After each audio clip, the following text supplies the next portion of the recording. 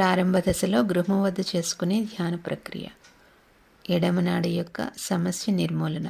ఎడమ చేతిని శ్రీ మాతాజీ చిత్రపటము వైపుగా తెరిచి ఉంచి కుడి చేతిని భూమాత పైన ఉంచి ఈ విధంగా ప్రార్థించవలను. శ్రీ మాతాజీ, నా ఎడమనాడిలోని దోషాలను, బాధలను భూతత్వం ద్వారా తొలగించండి.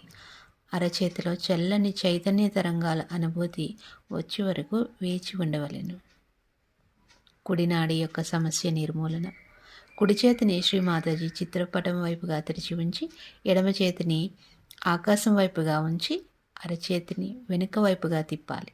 ఈ విధంగా ప్రార్థించాలి. శ్రీ మాతాజీ, నా కుడినాడిలో దోషాలను ఆకాశతత్వం ద్వారా తొలగించండి. అలా కొద్దిసేపు కుడి అరచేతిలో చల్లని చైతన్య తరంగాల అనుభూతి వచ్చే వరకు వేచి ఉండవలెను. ధ్యాన స్థితిలో ఇప్పుడు రెండు చేతులు శ్రీ మాతాజీ చిత్రపటం వైపుగా తెరిచి ఉంచి ముందు వెలిగే కొవ్వొత్తి లేదా దీపాన్ని కానీ శ్రీ మాతాజీ పొట్టును కానీ గమనిస్తూ ఉండాలి. ఇంకా మీలో ఆలోచనలు వస్తూ ఉంటే వాటిని గమనిస్తూ ఈ విధంగా అనుకోండి: శ్రీ మాతాజీ, నేను అందరినీ క్షమిస్తున్నాను, దయచేసి నన్ను క్షమించండి. ఈ విధంగా కొన్నిసార్లు చెప్పవలను.